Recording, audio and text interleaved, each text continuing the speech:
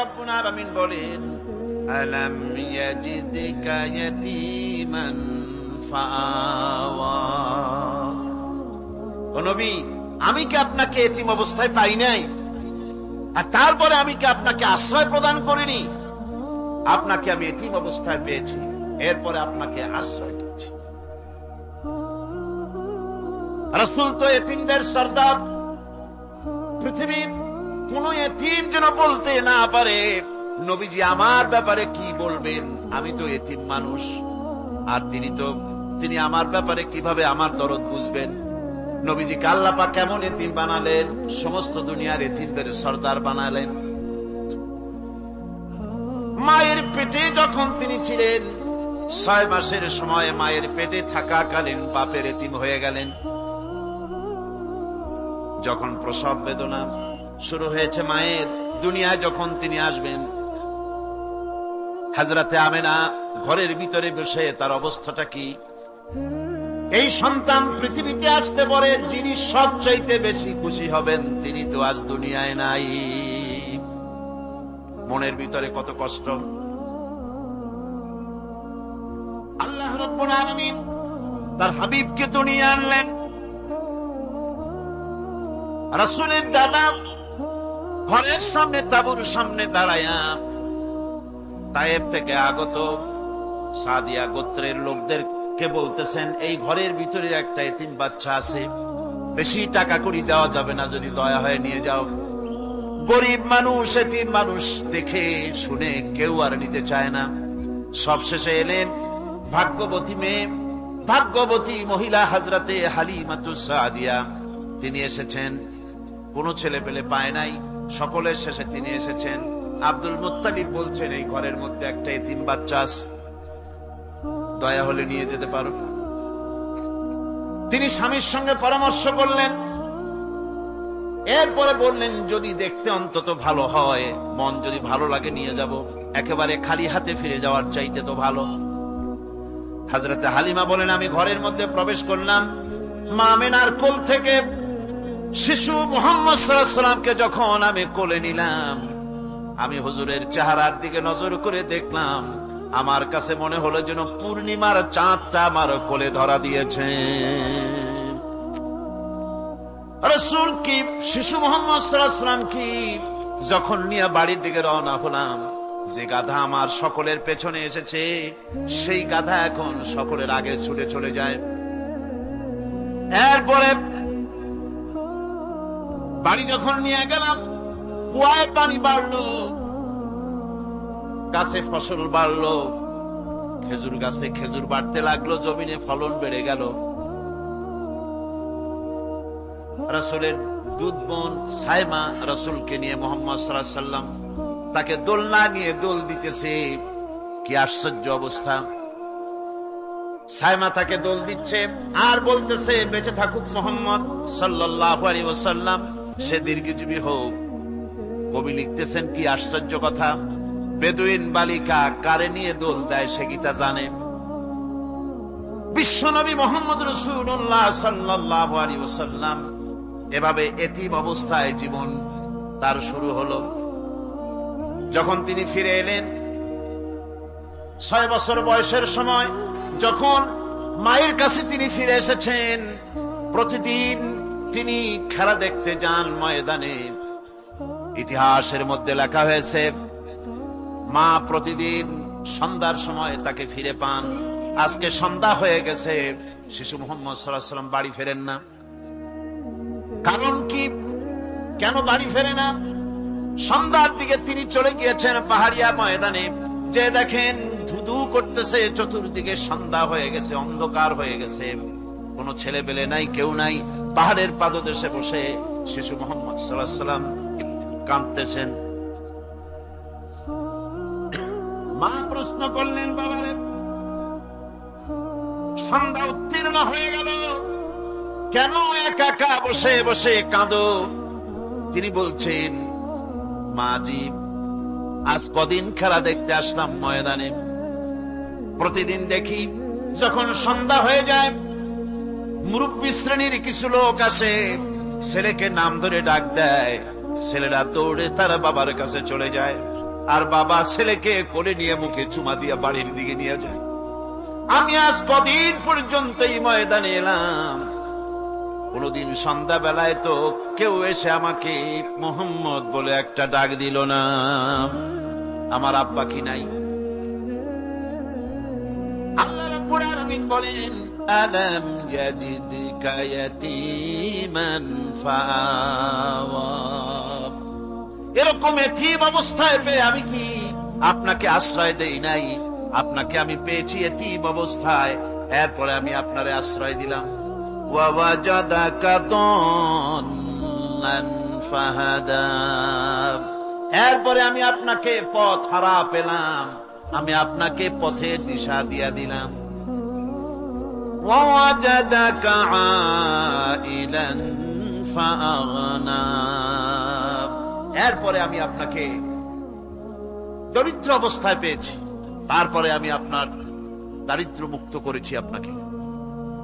সুতরাং ফাআম্মাল ইয়াতীমা ফালা তাকহার ওয়া আম্মাস সাইলা ফালা তানহার ওয়া আম্মা বিনি'মাতি রাব্বিকা ফাহাদ্দিস। সুতরাং নবী, এতিমের প্রতি নির্মম ব্যবহার করো না, এতিমের প্রতি ভালো ব্যবহার করো, নির্মমতা দেখাইও না। আর ভিক্ষুকদের ধমক দিও না, রূঢ়তা দেখিও না। আর আল্লাহর নিয়ামতের প্রশংসা করো। বহুত মানুষ আছে এতিমরে গলায় ধাক্কা দেয়। মানুষ যখন ভিক্ষা নিতে আসে, গরিব মানুষ ভিক্ষা চাইতে আসছে, ওই মেয়ে আত্মাহিতে জানো, দোয়া কুনুত জানো, বাড়ি যেয়ে কাজ করবা, এই সব আজে বাজে কথা বলে ভিক্ষা দেয় না। সায়েলকে ধমক দিতে রাসূল করিম সাল্লাল্লাহু আলাইহি ওয়াসাল্লাম নিষেধ করেছেন, সায়েলকে ধমক দিও না। গাড়িতে বসে যাচ্ছেন সাহেব, ট্রাফিক মোড়ে যখন সিগন্যাল জ্বললো, গাড়িগুলি দাঁড়ায় গেল, ফকির এসেছে, হাত নাই পাও নাই, বুড়া মানুষ, একটা পয়সা বার করে না। আবার এই মানুষটি ওই ফকিরকে ধমক দিয়া বার করে দিল। এরপরে এই লোকটি যখন কোন মাজারের কাছে পৌঁছে গেল, 500 টাকার কড় করে নোটটা ফেলে দিল। বলেন টাকা দরকার কার? মরা মানুষের না জিন্দা মানুষের? কার দরকার? যার টাকা দরকার ছিল তারে দেওয়া হলো না, যার দরকার নাই তারে দেওয়া হলো। এরপরে লোকটা না খেয়ে যখন মারা গেল, পথের ফকির, রাস্তার ফকির, না খেয়ে মারা গেছে। এরপরে তার কাপড়ের কাপড় নাই, লোকটাকে রাস্তার উপরে শোয়া একটা ছেঁড়া কাপড় দিয়ে ঢেকে রেখেছে। বড় লোকেরা, সাহেবরা তখন গাড়ি দাঁড় করে আর 5টা টাকা 2টা টাকা করে তার লাশের উপরে মারতেছে। এটা মানবতার এর চাইতে লাঞ্ছনা, মানবতার জন্য এর চাইতে গঞ্জনা আর কিছুই হতে পারে না। মানবতার প্রতি লাঞ্ছনা এর থেকে আর দুর্গতি কি হতে পারে? বেঁচে থাকার সময় 1টা টাকা আপনি দিলেন না, মরে যাওয়ার পর বিদায় হয়েছে বালাই, এখন দেওয়া শুরু করেছে। আমার বন্ধুগণ, এজন্য এতিমের প্রতি দরদ করার জন্য আল্লাহ পাক কোরআনের ভিতরে পরিষ্কার বলেছেন। রাসূল করিম সাল্লাল্লাহু আলাইহি ওয়াসাল্লাম নিজে এতিম ছিলেন, আর এতিমের প্রতি তার এত দরদ ছিল, একবার তিনি ঈদের দিকে নামাজ পড়ার জন্য যাচ্ছেন। পথিমধ্যে দেখেন একটা বাচ্চা ছেলে কাঁদতেছে। এই রাস্তায় কত মানুষ গেল, কেউ দাঁড়ালো না, থমকে। বাচ্চার ক্রন্দন কাউকে থামাইতে পারল না। কিন্তু বিশ্ব নবী, দয়ার নবী রাহমাতুল্লিল আলামিন বাচ্চার কান্না দেখে পাও বাড়াতে পারলেন না। নবীজি দাঁড়ায় গেলেন, জিজ্ঞেস করেন, ও বাচ্চা, ঈদের দিনে কাঁদো কেন? ঈদের দিনে তো কাঁদতে নাই। বাচ্চা বলে, তোমার কাছে বলবো না, আমি সেই সকালবেলা থেকে বসে আছি। আমি যদি মক্কার আব্দুল্লাহর পুত্র মুহাম্মদ রাসূলুল্লাহ সাল্লাল্লাহু আলাইহি সাল্লামকে পাই, মনের দুঃখ তার কাছে বলবো। বিশ্ব নবী জমিনের উপরে বসে পড়লেন, বাচ্চারে কোলের উপরে উঠায় বলেন, বাচ্চা বলো কি তোমার দুঃখ? তুমি যার জন্য বসেছো আমি তো সেই এতিম নবী, কি বলতে চাও? বাচ্চা বলতেছেন, ইয়া রাসূলুল্লাহ, আমার বাবা মারা গেছে সেই ছোট্টবেলায়, একেবারেই তখন মায়ের পেট থেকে আমি আসার পর বাপ মরে গেল। আমার মা আর একজনের সঙ্গে বিয়ে বসেছে। সেই পুরুষটি আমারে দেখতে পারে না। আমার মা যদি আমারে কোলে করে এসে সহ্য করতে পারে না, আমারে চুমা খাইলে সহ্য করতে পারে না, আমারে খাবার দিলে মা মার খায়। আজ ঈদের দিনে রাতে আমার মা আমাকে বলল, বাবারে তোমার কপাল খারাপ, তোমার বাবা মারা গেছে, তোমাকে সাহায্য করার কেউ নাই, আমি তোমার যত্ন করতে পারলাম না, কোলে নিয়ে চুমাও দিতে পারি না, আমার এমনই কপাল খারাপ। সুতরাং এতিমের দরদ এতিম ছাড়ার কেউ বুঝবে না। তুমি আজ চলে যাও, ওই রাস্তায়, ঈদের রাস্তায় দাঁড়ায় থাকো, মাঠের রাস্তার পাশে, বিশ্ব নবীর কাছে তোমার দুঃখ বলো, এতিমের দুঃখ তিনি বুঝবেন। আমি মায়ের কথা মতো এই জায়গায় এতক্ষণ বসে আছি। হুজুর, আপনি দয়া করে, আমার কথা তো আপনার কাছে বললাম, আমার মনের এই দুঃখ। নবীজি বাচ্চার কথা শুনতেছিলেন, চোখ দিয়া পানি পড়তেছিল।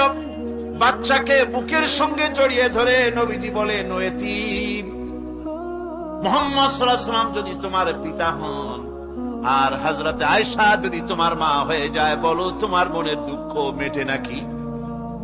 ছেলে ডুকরে কেঁদে উঠলো আর বলল, ইয়া রাসূলুল্লাহ, আপনি যদি আমার পিতা হন আর আয়েশা যদি আমার মা হয়ে যায়, এর থেকে বড় সৌভাগ্যের আমার তো আর কিছুই নাই। নবীজি এতিমকে বাড়ি নিয়ে গিয়ে হযরতে আয়েশার হাতে তুলে দিয়ে বললেন, আয়েশা রে, পবিত্র ঈদের দিনে আল্লাহ রাব্বুল আলামিন তোমার জন্য একটা উপহার পাঠিয়েছেন, এটা যত্ন করো। এতিমের প্রতি দরদ রাখার জন্য আল্লাহ রাব্বুল আলামিন বলেছেন, এতিম, মিসকিন, বিধবা, অসহায় লোক, তাদের প্রতি যাতে করে মুসলিম সমাজ লক্ষ্য রাখে, সেজন্য আল্লাহ পাক নির্দেশ করেছেন। বুখারী এবং মুসলিম শরীফের হাদিসে এসেছে, আস-সাই আলাল আরমালাত ওয়াল মিসকিন কাস-সাই ফি সাবিলিল্লাহ। বিধবাদের জন্য, মিসকিনের জন্য কেউ যদি কোনো উদ্যোগ গ্রহণ করে, কেউ কোনো সাহায্য দেয়, জিহাদের ময়দানে জিহাদ করে আল্লাহর রাস্তায় যে সওয়াব পাওয়া যায়, যে মর্যাদা পাওয়া যায় আল্লাহর কাছে, এতিম, মিসকিন, বিধবাকে সাহায্য করলে সেই সওয়াব আল্লাহ রাব্বুল আলামিন আমলনামায় দিয়ে দেন। আমাদের প্রিয় নবী এতিম মিসকিনদের খুবই ভালোবাসতেন। ভালোবাসতেন তার নিজের চাকর হযরত যায়েদ ও আনাস রাদিয়াল্লাহু তাআলা আনহুকে। সে সম্পর্কে এখন আলোচনা করা হচ্ছে। তার চরিত্রই প্রমাণ করে নবীদেরকে বাইয়িনাত দেওয়া হয়েছে, এমন চরিত্র, আচার আচরণ দেওয়া হয়েছে যাতে করে লোকেরা অভিভূত হয়ে যায়, আকৃষ্ট হয়ে যায়। হযরতে যায়েদ, তিনি তো কৃতদাস ছিলেন, হারায় গেলেন বাপ মা থেকে, আর এরপরে কুদরত তারে মুহাম্মদ সাল্লাল্লাহু আলাইহি ওয়াসাল্লামের ঘরে উঠায় দিল। তিনি তখন আল্লাহর নবী, তখন নবুয়তের দায়িত্ব পান নাই। যায়েদের পিতার কাছে খবর হয়ে গেল, যায়েদ আছে রাসূলের বাড়িতে, মুহাম্মদ সাল্লাল্লাহু আলাইহি ওয়াসাল্লামের বাড়ি মক্কায়। তারা এসে হুজুরের সঙ্গে দেখা করে বললেন, মুহাম্মদ সাল্লাল্লাহু আলাইহি ওয়াসাল্লাম, জানতে পেরেছি আপনার কাছেই আমাদের ছেলে যায়েদ আছে, মেহেরবানি করে তাকে আমাদেরকে ফিরায় দেন। হুজুর বলেন, যায়েদ যদি তোমাদেরকে চিনতে পারে আর যদি যেতে চায়, আমার পক্ষ থেকে কোনো আপত্তি নাই, অবশ্যই যাবে। তবে যায়েদ যদি যেতে না চায়, আমি এমন লোক নই যে কেউ আমার কাছে থাকতে চাইলে আমি জোর করে তাকে ছেড়েও দিতে পারি না, আমি তেমন লোক নই। পিতা বললেন, আপনি অবশ্যই যুক্তিপূর্ণ কথা বলেছেন। হযরতে যায়েদ কানা হলো। হুজুর বললেন, তুমি কি চেনো এদের? কি? যায়েদ বললেন, চিনি, ইনি আমার বাবা, উনি আমার চাচা। যায়েদের পিতা বলেন, বাবারে বাড়ি চলো, তোমার মা কেঁদে কেঁদে হয়রান, চলো বাড়ি যাই, বাড়ি যা কিছু আছে সব তোমাকে ফিরিয়ে দেওয়া হবে। হযরতে যায়েদ বলতেছেন, পিতা, বাড়িতে যা আছে তাই সত্য, তামাম দুনিয়াটা যদি আমারে দেওয়া হয়, এই লোকটির কাছে থেকে যে ব্যবহার পেয়েছি, আমি এই লোকের কদম ছেড়ে যেতে পারি না। তার চরিত্রই প্রমাণ করে তিনি নবী, কি ব্যবহারটা পেয়েছেন। হযরত আনাস রাদিয়াল্লাহু তাআলা ছোট মানুষ, 8 বছর বয়সের সময় হুজুরের খাদেম হয়ে হুজুরের বাড়িতে আসছে। আচ্ছা, 8 বছর বয়সের কিশোর ভুল তো করতেই পারে। গরম পানি চাইলে ঠান্ডা পানি এনে দেবে, স্যান্ডেল চাইলে জুতো আনবেন, বিছানা বিছাইতে বললে উঠাই ফেলবে, এটা স্বাভাবিক। কিশোর মানুষ, ছোট মানুষ। এবার শুনুন, বাইয়ানাত কারে বলেন? নবীদের বাইয়ানাত আল্লাহ যে দিয়েছেন সেটা কি জিনিস? সেটা হলো উন্নত মানের চরিত্র, তার ব্যবহার, ওঠা বসা, যা দেখলে মানুষ বুঝতে পারে তিনি আল্লাহর নবী। হযরতে আনাসের মুখে শুনুন, হযরতে আনাস রাদিয়াল্লাহু তাআলা আনহু বলেন, একাধিক ক্রমে টানা 10টি বছর রাসূলের খেদমতের ভিতরে নিয়োজিত ছিলাম। 10টি বছরের ভিতরে একটা দিনের জন্য নবীজি আমাকে ধমক দিয়ে কথা বলেন নাই। তো ধমক দিলেন না আমারে, এটা করছো কেন, এটা করো নাই কেন? সুবহানাল্লাহি ওয়া বিহামদিহি। গোটা পৃথিবী সমস্ত মুমিন মুসলমানদের, পুরুষ আর নারীদের জীবন, কলিজা, রক্ত রাসূলের কদম মোবারক উৎসর্গ হয়ে যায়। মহান রব্বুল আলামিনের কাছে তার হাবিব রাসূলুল্লাহ সাল্লাল্লাহু আলাইহি ওয়াসাল্লামের ছিল বিশেষ মর্যাদা। আসুন আমরা সে সম্পর্কে আলোচনা শুনি। আমার ভাইরা, রাসূল পাক সাল্লাল্লাহু আলাইহি ওয়াসাল্লাম আল্লাহর নবী এমন এক মহান সত্তা ছিলেন যে তিনি দোয়া আল্লাহর দরবারে হাত উঁচু করতে দেরি আছে, কিন্তু দোয়া কবুল হতে দেরি নাই। হিজরত করে মদিনায় এসেছেন, নামাজ পড়তে দিল চায়, কাবা শরীফের দিকে ফিরে যদি নামাজ পড়তে পারতাম দিলটা বড় ভালো লাগতো, কিন্তু হাত উঁচু করে মোনাজাত করতেছেন না, আল্লাহর কাছে বলতেওছেন না যে আল্লাহ তুমি আমার কিবলাটা বাইতুল মুকাদ্দাস থেকে ফিরাইয়া মক্কা শরীফে বাইতুল্লাহর দিকে ফিরাইয়া দাও, মুখেও বলতেছেন না, মনেও না, শুধু আকাশের দিকে বারবার তাকাচ্ছেন, মোনাজাত করেন নাই। মনে মনে আশা পোষণ করতেছেন যদি এমন একটা ওহী নাজিল হয়ে যেত। আল্লাহ রাব্বুল আলামিন সঙ্গে সঙ্গে রাসূল জোহরের নামাজ পড়তেছিলেন, 2 রাকাত পড়া হয়ে গেছে, এমন সময় ওহী নাজিল হয়ে গেল, قد نرى تقلب وجهك في السماء। ও নবী, আমি দেখতে পেয়েছি বারবার আপনি আকাশের দিকে তাকাচ্ছেন। সুবহানাল্লাহ, আমি দেখতে পেয়েছি। فلنولينك قبلة ترضاها فول وجهك شطر المسجد الحرام। আর দেরি নাই, আপনার মনের আশা পুরা হয়ে গেছে, এক্ষুনি আপনার কিবলা পরিবর্তন করুন। হুজুর 2 রাকাত পড়েছিলেন বাইতুল মাকদাসের দিকে ফিরে, বাকি 2 রাকাত তিনি মক্কা শরীফের কাবা শরীফের দিকে ফিরলেন। আজও পর্যন্ত সেই মসজিদ আছে, সাক্ষ্য দিচ্ছে নবীর কথা কিভাবে মঞ্জুর হয়। মসজিদে কিবলাতাইন মদিনা মুনাওয়ারায় সে মসজিদ আজও আছে। রাসূল পাক সাল্লাল্লাহু আলাইহি ওয়াসাল্লাম এত বড় মর্যাদা সম্পন্ন ব্যক্তিত্ব, মহান ব্যক্তিত্বের উম্মতের মধ্যে আল্লাহ আমাদের শামিল করেছেন। শুকরিয়া স্বরূপ আমরা পড়ি আলহামদুলিল্লাহ। জোরে সোরে পড়েন আলহামদুলিল্লাহ। আমার ভাইয়েরা, মর্যাদা এত বেশি আল্লাহ রাসূলকে আল্লাহ রাব্বুল আলামিন দান করেছেন। এই পৃথিবীতে কোন মানুষের সঙ্গে যদি আপনি বেয়াদবি করেন, তিনি আপনার বাপ হোক, তিনি আপনার মা হন, অথবা আপনার উস্তাদ হন, অথবা আপনার পীর হন, যে কেউ হোক না কেন, কারো সঙ্গে যদি কোনো বেয়াদবি হয়ে যায় তো শুধু একটা বেয়াদবি ছাড়া আর কিছুই না। কিন্তু নবীজির সঙ্গে যদি কেউ বেয়াদবি করে, সেটা শুধু বেয়াদবি থাকে না, কুফরি হয়ে যায়। কি হয়ে যায়? কুফরি হয়ে যায়। রাসূলুল্লাহকে কেউ তাওহীন করলে, অসম্মান করলে, সমালোচনা করলে কাফের হয়ে যায়। যারা বলেন কি হয়ে যায়? কত বড় মর্যাদা। রাসূল পাক সাল্লাল্লাহু আলাইহি ওয়াসাল্লাম, তার সামনে সাহাবায়ে কেরাম বসা, হুজুর কথা বলছেন, সাহাবায়ে কেরাম তারাও কথা বলছেন। কথা বলতে বলতে এক পর্যায়ে সাহাবীদের গলার আওয়াজ বড় হয়ে গেছে, হুজুরের গলার আওয়াজ শোনা যায় না, সাহাবীদের গলার আওয়াজটা বড় হয়ে গেল। আল্লাহ রাব্বুল আলামিন এতটুকু বরদাস্ত করলেন, আমার নবীর গলার আওয়াজের চাইতে তোমাদের আওয়াজ বড় হলো কেন? সঙ্গে সঙ্গে ওহী নাজিল হয়ে গেল। আল্লাহ রাব্বুল আলামিন বলেন, ইয়া আইয়ুহাল্লাযীনা আমানু লা তারফাউ আসওয়াতাকুম ফাওকা সাউতিন নবী। ও বিশ্বাসীরা, খবরদার, তোমরা যারা ঈমান এনেছো শোনো, তোমাদের গলার আওয়াজ যেন আমার নবীর গলার আওয়াজের চাইতে বড় না হয়ে যায়।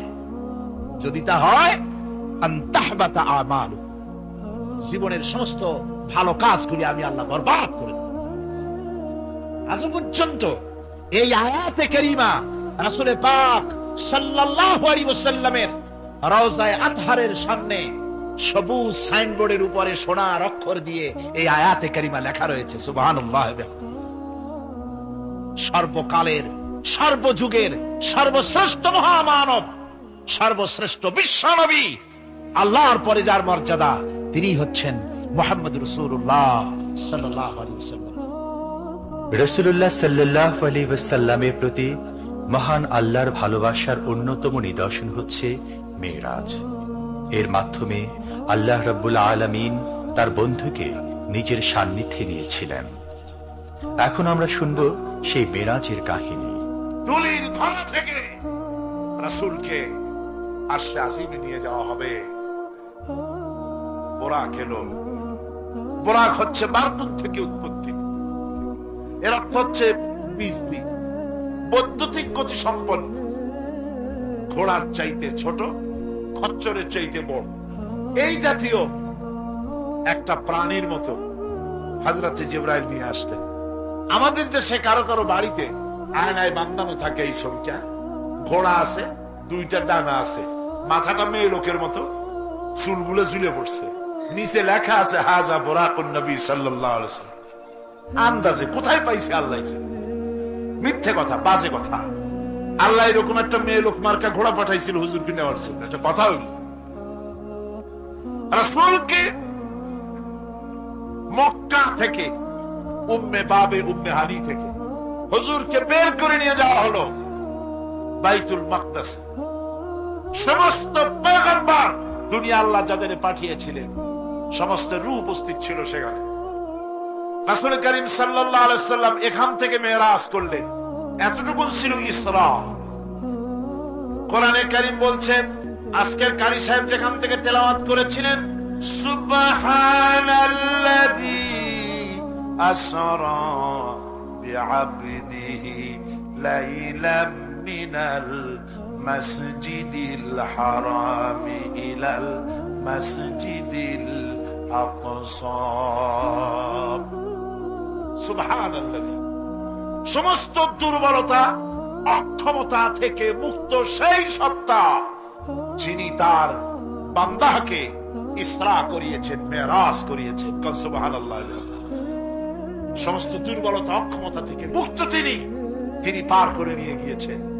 তারপরে মুহূর্তের ভিতরে মহাশূন্য পাড়ি দিয়ে, সেই মহাশূন্য মানে কি? এইখান থেকে সূর্য কত দূরে জানেন না? 9,30,00,000 মাইল দূরে এখান থেকে সূর্য। সেই সূর্য, তারপরে রয়েছে গ্যালাক্সি, মিল্কি ওয়ে, গ্রহ নক্ষত্র, সে যে কত দূরে, যে সমস্ত তারকা, এমন বহুত তারকা আছে যে তারকা সৃষ্টির পর তার আলো পৃথিবীর মাটি আজ পর্যন্ত স্পর্শ করে নাই, অথচ আলোর গতি প্রতি সেকেন্ডে কত মাইল? 1,86,000 মাইল। এই 1,86,000 মাইলের সেকেন্ড, এর মিনিট, এর ঘন্টা, এর দিন, এর সপ্তাহ, এর মাস, এর বছর, এটাকে বলা হয় লাইট ইয়ার, আলোকবর্ষ।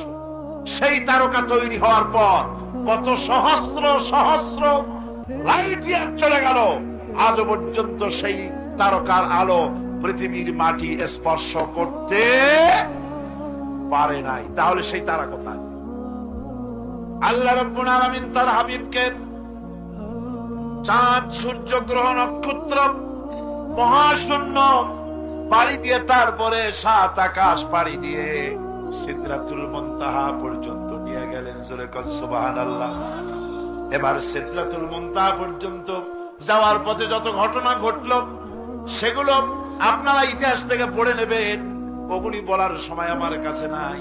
সিদরাতুল মুনতাহায় যাওয়ার পর হযরত জিবরাইল বলেন, আর আমি যেতে পারবো না। এটা হলো বিপজ্জনক বর্ডার। আমি যদি আর এক চুল অগ্রসর হই তাহলে আমি জ্বলে পুড়ে ছাই হয়ে যাব, আমার আর যাওয়ার অধিকার নাই। হুজুর সেখানে বসে থাকলেন। জিবরাইল বলে গেলেন, এখান থেকে আপনাকে নেওয়ার কুদরতি ব্যবস্থা হয়ে যাবে। রাসূল দুনিয়ায় ফিরে এসে হযরতে বেলালকে ডেকে বলেছিলেন, বেলাল গো, এমন কি আমল তুমি করো আমারে শোনাও। হযরতে বেলাল বলেন, হুজুর আমার আমল তো সব আপনি জানেন। কয় না, কি করো শোনাও। বেলাল বলেন, হুজুর খাস আমলের মধ্যে এতটুকু আছে যে আমি কখনো বিনা উজুতে থাকি না। যখন উজু চলে যায় উজু করি আর উজুর ইহতিমামের জন্য 2 রাকাত নফল নামাজ পড়ি। হুজুর বলেন, বেলাল তুমি এই আমল ছাড়বা না, কারণ সিদরাতুল মুনতাহায় হযরত জিবরাইল আমারে যখন ছেড়ে চলে গেলেন আমার একা একা বড় ভয় লাগতে লাগলো। তখন আমার মনে হচ্ছিল তুমি যেন আমার চতুর্দিকে হাঁটতেছো। আমার ভাইরা, রফরফ নামক বিছানা চলে এলো। কুদরতি এই বিছানায় চড়ে নবীজি আল্লাহ রাব্বুল আলামিনের দরবারে আরশে আজিমে পৌঁছে গেলেন। জোরে বলেন সুবহানাল্লাহ, জোরে বলেন সুবহানাল্লাহ। যেখানে পৃথিবীর কোন মানুষের যাওয়া সম্ভব নয়, গোটা পৃথিবীর মানুষের মর্যাদা আল্লাহ পাক বাড়ায় দিলেন। আরশে আজিমে হুজুরকে নিয়ে গেলেন। তারপরে তিনি কথাবার্তা হুজুরের সাথে কি বললেন সেই কথাগুলি নিয়ে আমাদের দেশে কথা হলো এই যে হুজুরকে নিয়ে আল্লাহ 5 ওয়াক্ত নামাজ দিছিলেন তো 50 ওয়াক্ত। মুসা আলাইহিস সালামের সাথে দেখা না হইলে তো কাম সারছিল, আমাদের আর উপায় ছিল না। আরে ভাই, শুধু নামাজ দেওয়াই যদি উদ্দেশ্য হবে তাহলে রোজার মতো তো আল্লাহ দুনিয়ায় বসে দিতে পারতেন কিনা, হজের মতো যাকাতের মতো পারতেন কিনা। শুধু নামাজের জন্য নয়, আল্লাহ পাকের কায়নাত দেখাবার জন্য আল্লাহ পাক তাকে নিয়েছিলেন। বেহেশত দেখাইছেন, দোজখ দেখাইছেন, ভালো কাজ করলে কিরকম শান্তি হবে, খারাপ কাজ করলে কিরকম শাস্তি হবে চোখে দেখাই দিয়েছেন মুহাম্মদ রাসূলুল্লাহ সাল্লাল্লাহু আলাইহি ওয়াসাল্লামকে। মেরাজ থেকে ফিরে এলেন, ঘরে এসে দেখেন উজুর পানি, উজু করে যে গেছিলেন উজুর পানি তখনও গড়াচ্ছে। যে দরজা দিয়ে বেরিয়েছিলেন দরজাটা ধাক্কায় তখনও কাঁপতেছে। যে বিছানায় শোয়া ছিলেন সে বিছানায় মানুষ শুয়ে থাকলে যেমন উষ্ণ থাকে সেরকমের উষ্ণ ভাব তখনও আছে। কেমনে হলো মাথায় ঢুকবে না। সুবহানাল্লাহ, কোন ঢুকবে? সুবহানাল্লাহ। এটার ব্যাপারে কোন বিজ্ঞান দর্শন যুক্তির প্রয়োজন নাই। প্রয়োজন শুধু এতটুকু, আল্লাহ তার হাবিবরে নেবেন, কত দ্রুত নিবেন, কত দ্রুত পাঠাবেন এটা তিনি ভালো জানেন, আমাদের কোনো জানার কথা না, ঠিক কিনা? তবে দৃষ্টান্ত যদি চান তাহলে আমি দৃষ্টান্তটা এভাবে দিতে পারি, বুঝাবার জন্য একটা দৃষ্টান্ত দিতে পারি। সেটা হলো এই, ধরেন বাংলাদেশে কোন প্রেসিডেন্ট আসবে, পৃথিবীর যে কোনো দেশের এক প্রেসিডেন্ট আসবে। এটা আসার যখন খবর হয়ে যাবে তখন পত্র পত্রিকায় রুট বলে দেওয়া হয়, এই রুটে রাষ্ট্রীয় মেহমান রাষ্ট্রীয় অতিথি ভবনে আসবেন, এই রাস্তা দিয়ে সাধারণ ট্রাফিক চলাচল বন্ধ থাকবে। এয়ারপোর্ট থেকে নিয়ে রাষ্ট্রীয় অতিথি ভবন পর্যন্ত মেহমান না আসা পর্যন্ত সমস্ত ট্রাফিক চলাচল বন্ধ। মেহমান পৌঁছে যাবে, তারপরে আবার স্বাভাবিক ট্রাফিক চলবে। এটা জানেন কিনা? এইটা যদি পৃথিবীর সামান্য সলিমদ্দি কসিমদ্দি এই জন্য বলছি, আজ আছে কাল নাই, ঠিক কিনা গণ? আজ মন্ত্রিত্ব গেল, কালকে রাস্তায় দাঁড়ায় বলবে রিকশাওয়ালা আমার একটু নেওয়া, বাজারে মাছ কিনতে যাও, ঠিক কিনা? সুতরাং এদের তো কোনো মর্যাদা নাই, আজ আছে কাল নাই। এই দুনিয়ার সলিমদ্দি কসিমদ্দির জন্য যদি এভাবে ট্রাফিক চলাচল বন্ধ করে দেওয়া হয় তাহলে আকাশ এবং জমিনে আল্লাহ রাব্বুল আলামিনের সর্বশ্রেষ্ঠ মেহমান জনাবে মুহাম্মদ রাসূলুল্লাহ সাল্লাল্লাহু আলাইহি ওয়াসাল্লাম, এই মেহমান আল্লাহর দরবারে যাবেন। আল্লাহ যদি বলে দিয়ে থাকেন, আল্লাহ যদি হুকুম করে থাকেন, সময়ের গতি, বার্ষিক গতি, আহ্নিক গতি, আকাশের গতি, সূর্যের গতি, সময়ের গতি, রাত 3:45 10 সেকেন্ড, এখন সমস্ত গতি স্তব্ধ হয়ে যা। আমার হাবিব আমার দরবার থেকে ঘুরে যখন ঘরে ফিরে যাবেন, আবার 3টা 45 মিনিট 11 সেকেন্ড থেকে শুরু হয়ে যাবে।